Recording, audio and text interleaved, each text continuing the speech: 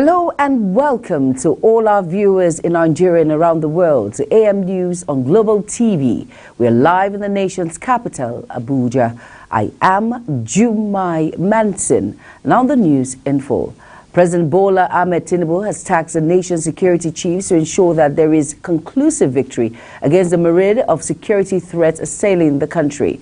Addressing security helmsmen and heads of intelligence agencies during a presidential security briefing at the State House, Abuja, President Tinubu said while good progress has been made with the elimination of some security threats across multiple theaters, success will ultimately be defined by a final conclusion to the multidimensional menace. The president emphasized that the armed forces must deliver on his objective to ensure the nations achieve a sustainable production of 2 million barrels of crude oil per day, including condensate within the first quarter of 2024. Yobe State Governor Mai Malam Bunu has paid a working visit to President Bola Ahmed Tinubu at the presidential villa in Abuja on Friday.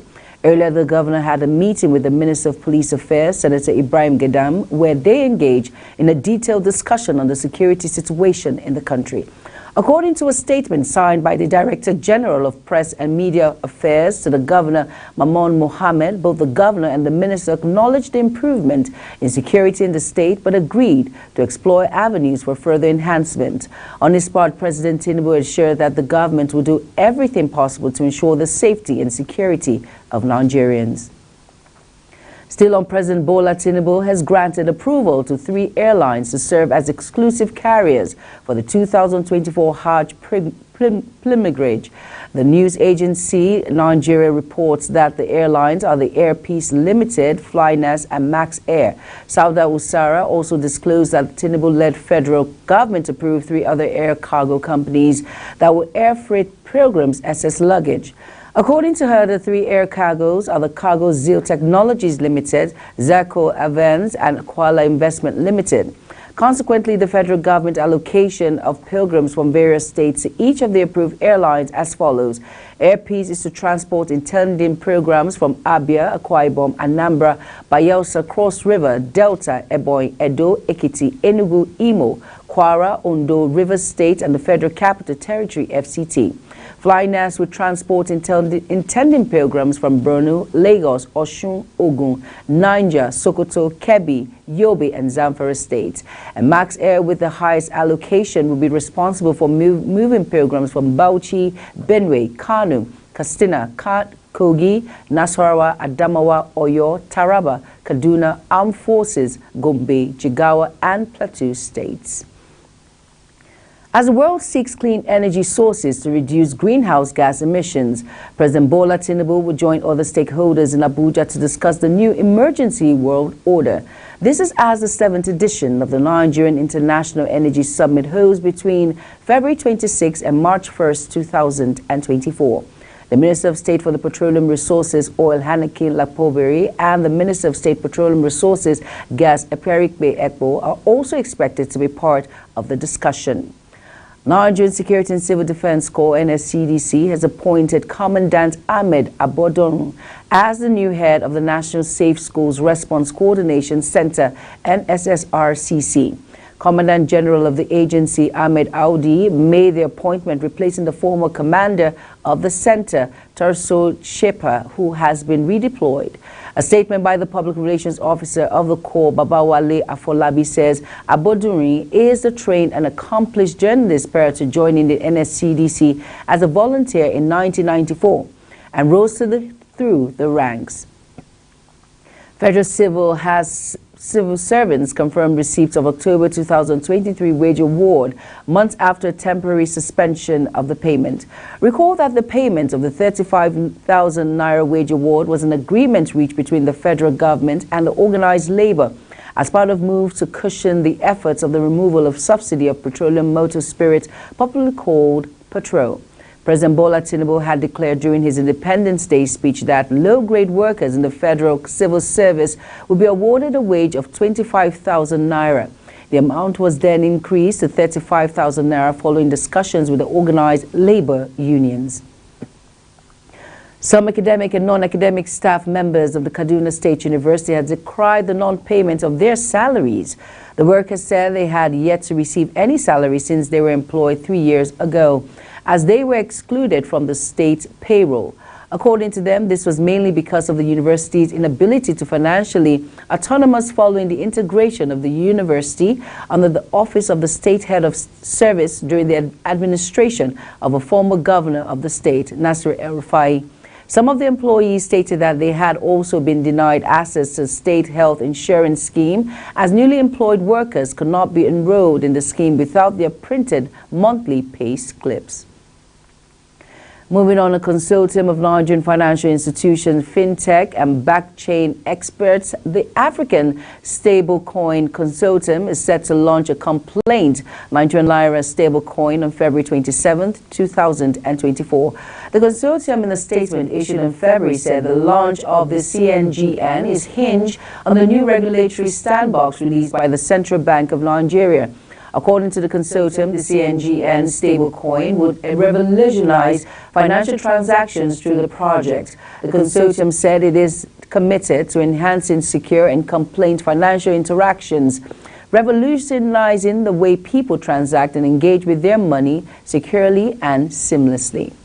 The chairman of the Independent Corrupt Practices and Other Related Offences Commission is leading the partnership with the National Information Technology Development Agency to combat corruption and illicit financial flows with the use of technology. The ICPC chairman, Musa Aliyu, led a crucial meeting with the leadership of NIDTA, emphasizing the inclusion and integration of innovative technology in the fight against corruption and mapping areas of deployment of such technologies. The meeting also entitled discussions on forming a joint committee symbolizing an ongoing collaboration between ICPC and NIDTA, which underscores a commitment to digital transformation as a constant process crucial for a proactive approach in the fight against corruption in the country.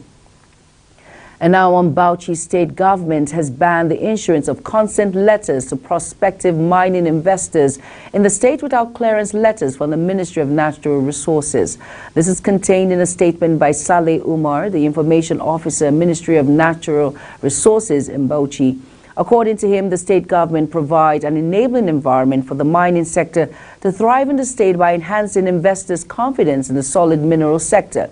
He, however, said that the move to ban the issuance of consent letter, according to the Commissioner of the Ministry, Maywada Bello, was to address the effect of environmental degradation and security challenges associated with mining activities.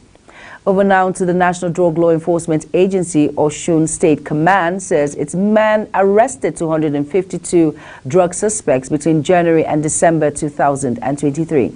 In a statement on Saturday in Osogbo, the NDLEA commander in the state, Chidi Inadi, said the suspects comprised 214 males and 35 females. He said the command secured the conviction of 57 suspects whose sentencing ranged from 3 months to 5 years imprisonment. According to the commander, 47 cases are pending in court. He said that the command seized illicit drugs weighing 1,909,069 kg during the period. No fewer than 9 Osun committees are currently experiencing power outage due to the drop in power generation from Igbin Power Station. The Ibadan Electricity Distribution Company announced this on its social media handles late on Thursday night. According to the IBEDC, Abeokuta, the Ogun State capital, is one of the areas affected by the Igbin power generation drop. The distribution company said its technical team was working with relevant stakeholders to ensure the restoration of the power supply, even as it apologized for the inconveniences. Swiftshift, a military manufacturing company based in the United States of America, has donated 2 high-tech unnamed water vessels to the Nigerian government. The equipment is S2 and S3 Swift Sea Stalkers. The company donated during a recent visit by the Minister of State for Defense, Bello Matawale, according to a statement on Friday by the ministry's Director of Press, Henshaw Ibimbike. The minister had gone to the USA in respect to facilitate of high-tech military producing hardware companies in the country. Presenting the unnamed vessel to President Bola Tinubu, the minister noted that the equipment will help to protect the maritime environment of the country as well as other areas. He stated that the equipment will be deployed to the Niger Delta, Lake Chad region and other maritime regions of the country. You're watching AM News live from the nation's capital. We're on Star Times channel 276. Kindly follow us on all our social media platforms using @Global TV NG and other handles now showing on your screen. When AM News return, the news continues shortly with details of these and more stories right after this break. Please stay with us.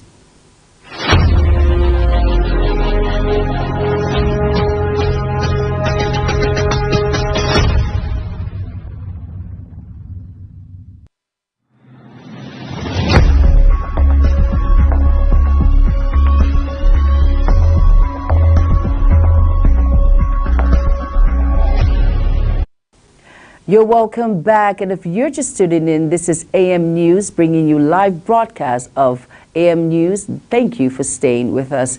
And over now to our foreign scene, no fewer than 110 people have been reported dead 5 days after a huge earthquake struck central Japan. Rescuers and residents sifted their rubble on Saturday as the focus turned to recovering bodies and cleaning up rather than finding survivors.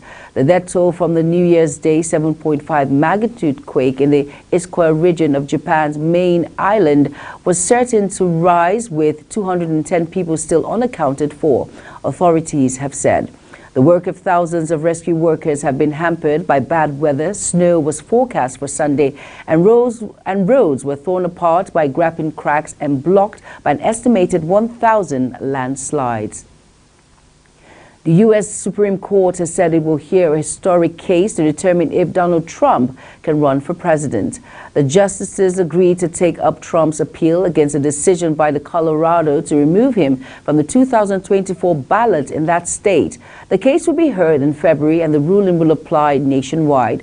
Lawsuits in a number of states are seeking to disqualify Trump, arguing that he engaged in insurrection during the U.S. Capitol riot 3 years ago. The legal challenges hinge on whether a Civil War-era constitutional amendment renders Trump ineligible to stand as a candidate. The Supreme Court decision to hear Trump's appeal came after the attorney generals from 27 states filed a brief asking the court to reject Colorado's ruling.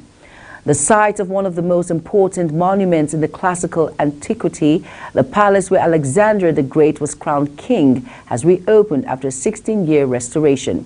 The Palace of Algae, near Greece's northern port city of Taras, was built more than 2,300 years ago. It was later destroyed by the Romans and unearthed through evacuations beginning in the 19th century. The renovation cost more than 20 million euros with help from the EU. Greek Prime Minister, who attended the ceremony for the site's reopening on Friday, described this as a monument of global importance. And now on our business desk, Dangote Refinery has received the 5th crude oil shipment of 1 million barrels of Bonny Light supplies from the Northern National Petroleum Corporation Limited, NNPC. The company is already preparing to welcome the 6.1 million crude oil cargo to the refinery by next week. This latest development is a significant step for the refinery as it is preparing to begin operations. The crude oil cargo being the 5th consignment to be delivered to the Dangote Petroleum Refinery facility out of 6 million barrels of crude oil expected, arrived at the single point mooring SPM C2 Dangote Offshore Oil Terminal and has already been discharged to the refinery's crude oil tanks. Over down to the Naira, further gained against the dollar at the official market, marking the second gain in the new year. The domestic currency appreciated 3% to close at 869.13 Naira to a dollar at the close of business. Data from NAFEM, where Forex is officially traded, showed this represents a 26.1 Naira gain, that is 3% increase in the local currency compared to the 895.23 Naira close to the previous day. However, the Naira dropped at the parallel Forex market, where Forex is sold unofficially.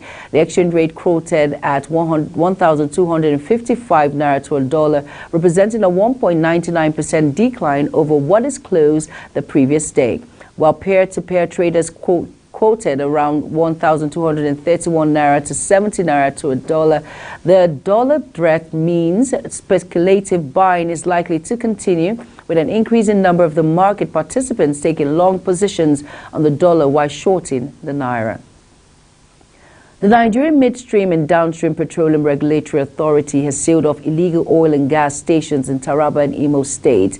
NMDPRA said its surveillance officers sealed a company identified as Sasomog General Merchants Limited in Jalingo, Taraba State capital, for illegally engaging in the sale of liquefied natural gas. And in sports, Brazilian football legend and the first person to win the FIFA World Cup as both a player and coach, Mario Zagallo, has died at the age of 92. Zagallo was an instrumental figure in Brazil's rise to prominence as a global football power. Zagallo, who died on Friday, was the only surviving member of the Brazilian team that lifted the 1958 World Cup trophy, the country's first title, and one that eased the pain of traumatic defeat by Hungary at the Maracanã 8 years ago.